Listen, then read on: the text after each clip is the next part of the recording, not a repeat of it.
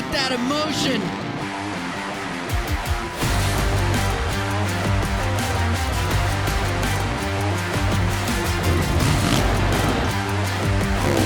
Around the outside. It's time to bring the action. It's that time of year, opening round just days away. We are your SMX Insiders, Jason Wygant and Daniel Blair. There is no time like this. Hashtag Deep Field, stacked, deepest ever. It's so awesome to have this atmosphere as we roll to Monster Energy Supercross Round 1, Anaheim. Nerves are building, Jason. I think it's the ex-racer in me, but when you get to that Anaheim 1 week, I start getting a little nauseous in my stomach, and it's already kicked in. I can only imagine what the riders are feeling right now because I'm definitely feeling it. And look, every year we say the field is so deep, but we're actually going to quantify that. We'll give you an actual list of just the factory riders, and we have 13 of them, 13. So they can't all even finish in the top 10. Let's read off the names on this list. It's unscientific. Jason Anderson, Chase Sexton, Eli Tomac, Cooper Webb, Ken Roxon, Marvin Muscan, Dylan Ferrandis, Aaron Plessinger, Justin Barsha, Malcolm Stewart, Christian Craig, Colt Nichols, Adam Cianciarulo. 13 riders, Daniel. They can't all finish on the podium, that's for sure. You know what they all have in common? Champions. All former champions. And when you are a champion in the sport, you have an expectation to do very well, especially the opening round, make a good impression for your team, the fans, and your competition too. But ultimately, it doesn't matter what you feel. What matters is how you ride on that night. And I mean, go back to last year. Very predictable on paper. Ken Roxon, Cooper Webb, 1-2, but both of them were even shocked by their own performance. Both ended up having two of the worst seasons of their careers. So again, Anaheim 1 is an absolute mess. 13 former champions all think they can do it, but only one's going to win it. It's so exciting. So let's bring the hype up even more. It's time for our big interview. Let's welcome in NBC Sports' Leigh Diffey. He'll be making the call this weekend from Anaheim in the booth and talk Anaheim 1. Okay, welcome to the show, Leigh. Awesome to have you on SMX Insider. Look, you've announced some of the biggest sporting events in the world, literally, but just talk about what that atmosphere is like at sold-out Angel Stadium, Anaheim 1 Supercross every year.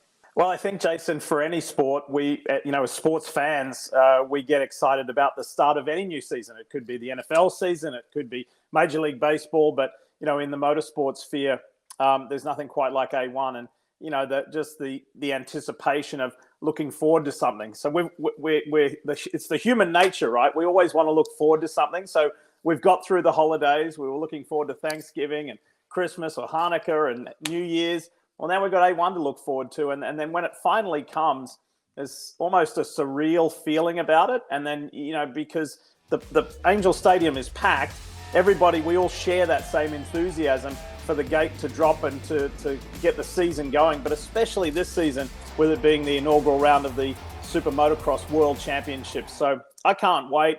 I mean, I think that, a lot of those atmospheric terms are overused. So I'm kind of grappling to grab something right now that's appropriate, but it's so special. It's just across the sporting sphere, it's truly special to be there, to be a part of it and just to witness it. Leigh, as you come into a championship, there's so many storylines. Every rider has his own. But for you individually, what's the big story that's intriguing you that you want to see play out in 2023?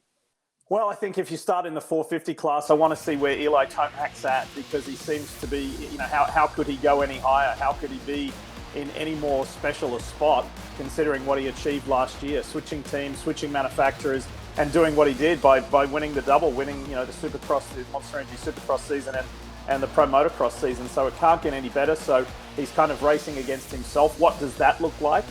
What does the Cooper Webb redemption season look like? And then in 250s, and I'll start with the West, because Jet Lawrence is such a humble young man.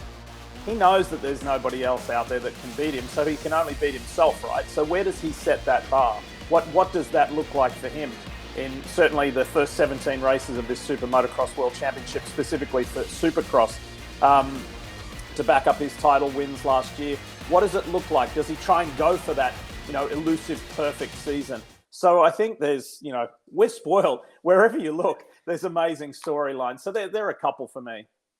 When you look at a championship in a whole, there's chapters, right? And the first big chapter is the California races in the month of January, and then we move east and things start to shift a little bit. Is there any riders that you think in the month of January need to really make an impression outside of course, Cooper Webb and Eli Tomac, but another rider that needs a strong January just to get things on the right track in 2023? Yeah, for sure. Chase Sexton. I think consistency is going to be a word that's not only appropriate for him, but it's appropriate for everybody. I'm really intrigued as to what the riders, the racers' mindsets are going to be, because, you know, they're all used to starting at A1, the traditional and typical starting point.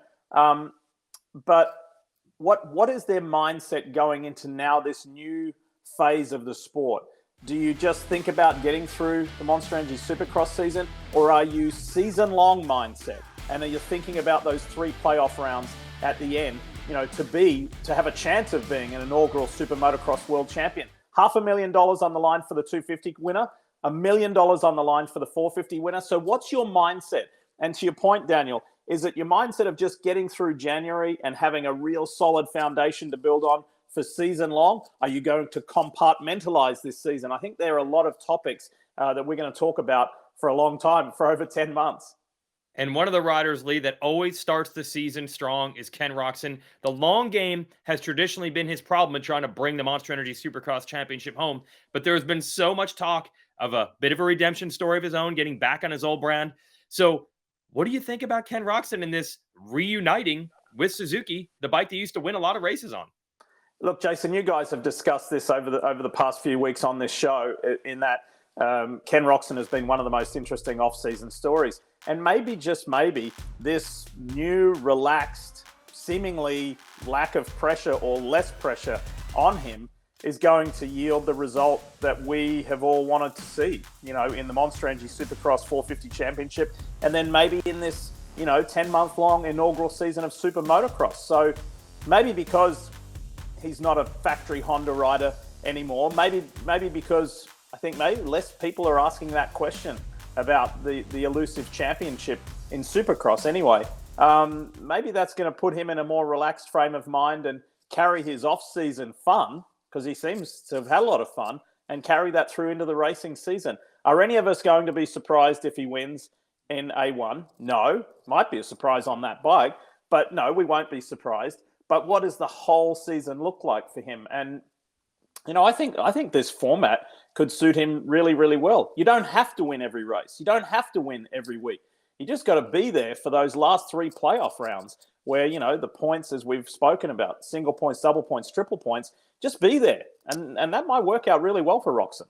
Yeah, if Ken Roczen is healthy and ready come the fall, betting against him in a 3-round World Championship might be foolish. All right, Leigh, we're excited. Anaheim 1's coming up. We'll see you Saturday night. Thanks for joining us on SMX Insider. Let's go. Thanks, guys. Can't wait. All 31 Supermotocross World Championship events can be streamed domestically. That's here in the U.S. on Peacock. So to subscribe, go to peacocktv.com/sports/supermotocross. And for the fans of Supermotocross, they'll have a chance to watch it all year long on Peacock, NBC, and USA Network. And for the international fans, you can join in the fun by getting the Supermotocross Video Pass. Go to supermotocross.tv to purchase access to every moment of the 2023 Supercross season, the Pro Motocross season, and of course Supermotocross live events in one place. Plus, get over 800 plus hours of archived races.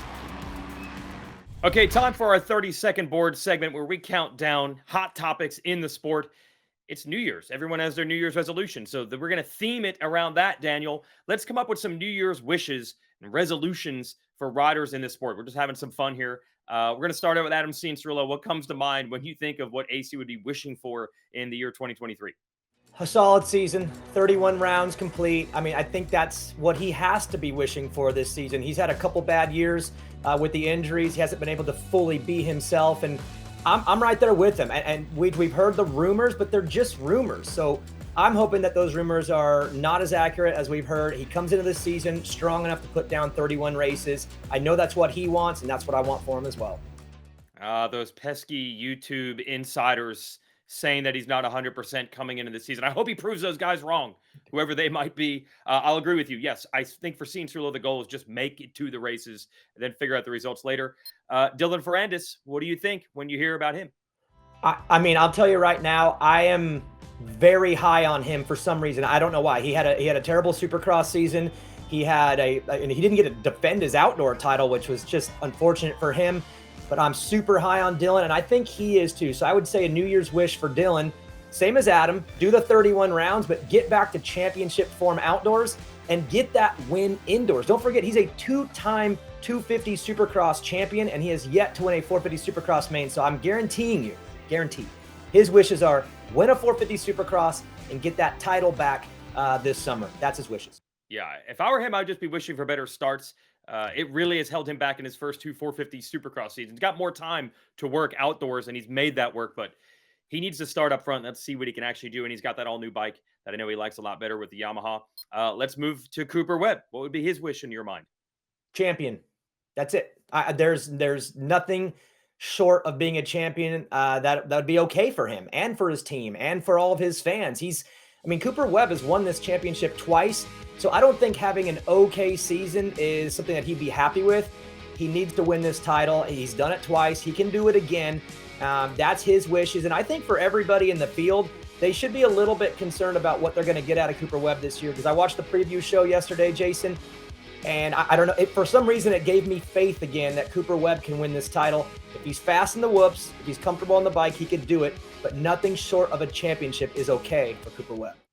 Hey, the sport's always better to have a Cooper Webb in there, kind of stirring it up, playing the mind games. He likes to play that villain role a little bit against the other riders. You like to have that dynamic, so hopefully we get it back, because we didn't really see it much last year. Next on our list, Malcolm Stewart. What's his wish?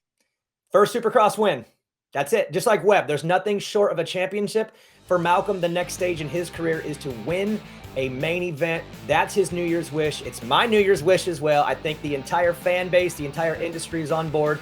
But Jason, there is nothing that could be better for Malcolm Stewart, not only for him and his family and his brother. And I just think that the whole thing becomes complete if Malcolm gets that one win. And then who knows, maybe he's off to the races. Oh, you imagine if he wins Anaheim 1, how hyped everyone would be for the next 7 days. Be awesome. Let's go to Ken Roxon, probably the most talked about rider this offseason. What's running through his mind? Well, if we're going on the theme of the New Year's wish, I think he already got it. He went through an interesting offseason. There was a lot of dynamics at play, but at the end of the day, he found a home. He's comfortable. He said that multiple times, and he's coming into a race where he's been maybe the most successful of anyone in this field, period. So I think he already got his New Year wish. There's some stability for him in 2023, but on the racetrack, I think a solid season chasing the championship would be really good for him. I think everyone would agree with that. And ultimately to win the title. I still think it would be one of the greatest stories in sports, period, if Ken Roxon can come back from the injuries that he had and be a champion indoors, not just outdoors. He's done that before, but to win the Supercross championship, I think it would complete one of the most incredible sports stories, period. Oh, yeah, if he did it on the Suzuki especially, that would be unbelievable. Next rider on the list is Jet Lawrence, but it's more selfishly our wish than his. I think, Daniel, everyone's wishing, come on, just try a 450 in one of these Supercrosses. We want to see it. Well, Lars, I think a couple weeks ago, deflated me a little bit. But look, I'm going to say this. I still think there's a chance he does race the 450. Instead of coming out and confirming it early in the year, yep, we're going to do it, and then maybe backtracking, it's probably safer to say, no, we're shelving that. We're not going to do that, and then let him roll in. So I'm still staring at the Daytona date, and whether they say they're not doing it, whatever, I still think it's going to happen, and everyone will get their wish, and we'll see Jet Lawrence on a 450 this year in Supercross. Ooh. I like that Daytona angle, right? Because we know he's going to be on a 450 for the outdoor season. So why not have the track that's a little more outdoor than a typical Supercross? Get your legs underneath you on the big bike. That would be exciting. But nothing's more exciting than what we got going right now. We're going to Anaheim. We'll try to give you our briefest possible preview. We'll talk 250 class first. We pretty much now know what coast everyone's racing. Jet is on the west, and I think we've got it nailed down with everyone else. So Austin Forkner, Cameron McAdoo, for example, they already declared Pro Circuit. This should be interesting. Yeah, we don't usually know coming in 4 days before the race who's racing. And I hate that part of this. Every year we're always wondering, then press day rolls out and we're like, oh, he's racing. But for the first time and maybe forever, we know who all the favorites are coming into the 250 championship. And it's going to be great to see Jet Lawrence chase his fourth straight championship on a 250 with a bunch of riders that have a point to prove. And obviously, as we've said before in episodes earlier, don't seem to be afraid of him. They're squared up. They're ready for Anaheim 1, and they're going after the three-time defending champ in this sport. Yeah, you made the point.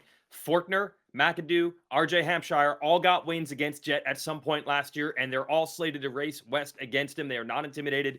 It should be fun, and hopefully not just the Jet show, but a dynamic field. And in the 450 class, we said it at the top of the show, there are 13 factory riders that all expect to do well.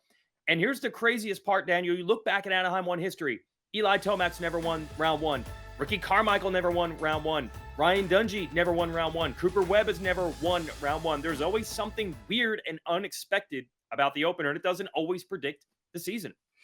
There's that old saying, right? Like, you can't win the championship at round 1, but you could lose it. It's almost becoming a guarantee that if you win round 1, you won't win the championship. So if these guys start figuring out that that's a reality, watch the leader just like in the last corner, let someone by. Here, I'll give up the 3 points, but I'm not falling into this thing where I win round 1 because I won't win the title. So obviously I'm just being playful with that. But yeah, round 1 is so much fun. We feel like we learn a little bit, but we don't learn everything until we get through the month of January. And that's what makes it so special. It's just throw mud at the wall, see what sticks. And that's why A1 is the best. Yeah, and I want to ask you one thing. You mentioned that racer's mentality that you have, even at the top of the show, you're getting nervous. Is that why round 1 ends up being so different than the rest of the year? Because of the nerves? Because it's a different level than any other race. Well, if you look at the riders who have been successful in the past, Ken Roxon's won the opener 4 times. Barsha won 3 in a row. There are certain riders that don't feed into that, and they come out with a point to prove, and they don't care if it's round 1. They don't care if the bike's not perfect at the opener. They just go for it, and those guys are always successful. The ones that are thinking big picture, that don't want to mess up, they're trying to be a little bit more careful, they're the ones that sometimes struggle at the opening round, but then by the end of January, they're on fire and on the way to their title. So you're right. Tomac, Webb, 2 guys that are never great at the opener. They've won the last 4 championships, and the guys that have been the most successful at the opener have not. So I think it is a mentality thing. It's just the way you approach the race. And lucky for us, I think there's 6 or 7 guys right now that don't care about the title, at least on January 7th. They just want to win the race. And those are the guys that will probably be the most successful. That's why I hype this up, because we're all excited for round 1. But don't worry, round 2 and 3 are just as exciting, because even after round 1, we still won't know what we're dealing with.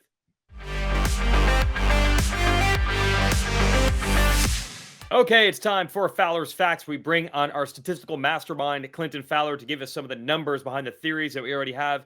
And I know what you've been brewing in your lab, some comparisons between 450 riders, and it really shows how unpredictable a season can be. We might think something now. It doesn't mean it's always going to go that way. Isn't that the case? You got Cooper Webb and Jason Anderson this week that I'm comparing. And if you look at the 2 incredibly different seasons in 2022, especially when you compare them to 2021, Cooper Webb, on the one hand, really had probably his worst season since joining KTM in 2019. On the other hand, Anderson joins Factory Kawasaki, and he has a career year, or darn close to a career year. So Cooper Webb, 0 wins, 4 podiums. The least, right? He had 4 in his least the previous and 8 podiums. Whereas Anderson, 150 led laps, 7 wins, both even more than the championship season he had in 2018. So really different seasons between the 2 of them. Really want to underscore it. Just look at the wins columns. 0 for Webb, 7 for Anderson. Yeah, and that's what makes it so interesting, because going into last year, Webb gets 2nd at the opener. You think he's off to the races and ended up being a bad season. And it's funny, Webb 7th in points last year. Anderson tied for 7th in points the year before that. So Daniel, it just shows, man, you don't know until you go racing how it's going to turn out. Yeah, if you're trying to figure out who's hot and who's not in this sport, just wait a week and it can switch. And that's the beauty of Supercross. And I could see Cooper Webb definitely bouncing back. And Anderson, I think he's going to be on fire. I'll go on record right now. He's actually my pick to win the title. But if things did fall apart, don't be surprised, because that's Supercross. And while we're on the hot or not topic, Clinton, riders come into a season feeling a certain way, but statistically, there are some riders coming in hot, and there are some that are coming in off of a really bad season. That's just the facts. Yeah, it absolutely is the case. Take a look at Marvin Musquin versus Dylan Ferrandis, right? 2 French riders, incredibly talented, definitely coming in off of very different 2021 seasons. Marvin Musquin finished the 2022 season with 4 podiums. He's one of 5 riders with a win last year. Think about that. 1 of 5 riders with a win last year. On the other hand, you got Dylan Ferrandis. Ferrandis only made 12 of 29 events last year. Had injuries in both Supercross and in motocross. He did have a podium in San Diego, which is pretty good. You can't knock a podium, but the reality is only 12 of 29 races. That's a pretty difficult season. He's going to be coming in wanting to make a statement early. Well, all these riders will come in feeling like it's a complete reset. That's just the way they feel. Again, statistically, that's not the case. How about in the 250 class, comparing an Austin Faulkner and an RJ Hampshire, who are also coming in with completely different numbers into the 23 season? Yeah, very similar scenario with Hampshire and Faulkner. Both of those guys are veterans of the 250 class. Going to be really interesting to see how they fare. You've got RJ Hampshire. He won his first Supercross main event in St. Louis last year. He also added a fourth Pro Motocross win. He had 5 top 5 finishes in Pro Motocross. Had a great season all around. On the other hand, you got Austin Faulkner, a similar scenario to Dylan Ferrandis, who he only had 6 of 21 races last year. He missed 15 races. He just wasn't there. He had the injuries. You got to give him props for the fact that he had a win in Foxborough. There's nothing, that's a great outcome for him. But the reality is that's really the only shining light of his 2022 season. So it'll be interesting to see as we enter the season, how does Hampshire fare versus how does Faulkner fare on that West Coast going straight up against Jet Lawrence? Jason, you know what the beauty in all this is as a racer, if you're coming in hot, statistically backed by Clinton, you feel it. But the riders that are not coming in hot, they still feel okay. They're the ones that get to press the reset button. And that's why every year at the round 1 of the championship is so wild, because in their minds, everybody's starting from scratch, even if the numbers don't match. Well, yeah, you're right, Daniel. I'm going to drill a little deeper beyond just the numbers. Think of the personalities involved. Cooper Webb, Dylan Ferrandis, Austin Faulkner. Those are the 3 riders that are in a down phase right now. Those 3 don't lack for confidence. They know they can beat anyone on the racetrack any day they line up. So hopefully that ratchets those guys back up to the front of the field. And even better news, next week, Clinton, we won't be talking about old data. We will have new stats because we're going to have a race under our belt for next week's show. Yep. Can't wait till this Saturday. It'll be really interesting to see if Ken Roxon can add that 5th win at Anaheim 1, and or does one of these guys that's had a bit of a cold season last year step up? It doesn't really matter. It's round 1. No matter what happens, it's news, and we'll be here to talk about it. We'll see you next week, Clinton. Thanks, Jason. Okay, we gave you everything we had here on SMX Insider. Lots of bench racing, analysis, predictions, numbers. But it's almost time to stop talking and start doing, because it's nearly race day, Daniel. Jason, how about we stop talking and we start smelling? And you know exactly what I'm talking about. When you get to Anaheim for that very first race of the year, that race gas smell that fills the stadium, that's when you really know it's on. And Supercross the gate's about to drop when you get that smell. Yeah, there is nothing like being there at Angel Stadium for the Monster Energy Supercross opener in person. Hopefully you do get to make it, but if you don't, we've got you covered to watch at home. We'll give you the full rundown here. Race Day Live is back with qualifying coverage. Daniel Blair and friends, of course, on Peacock. That'll start at 4:30 Eastern and 1:30 Pacific. And then the racing starts at 7 Pacific, 10 Eastern. You can watch live on television on USA. And of course, all the races also streaming live on Peacock. And a nice bonus, at 2 p.m. on Sunday, the big network NBC will have an encore presentation of Anaheim 1 to get some more eyeballs on the athletes for the SuperMotocross World Championship. Just about here, Daniel. Get your watch parties ready, everybody. Oh, they're ready. I've talked to friends and family. The DMs are flying in like crazy. Get your popcorn ready. Anaheim 1 is going to be on fire, and it's going to be a great 2023 season. Yeah, literally. My buddies here in the Charlotte area, the old JGR staff's having a bonfire party with Peacock streaming. They're already planning out the schematics to be ready for Monster Energy Supercross Round 1. Can't wait to do it, and I can't believe it, but our next episode of SMX Insider, we'll be talking and reviewing Anaheim 1. We'll see you there.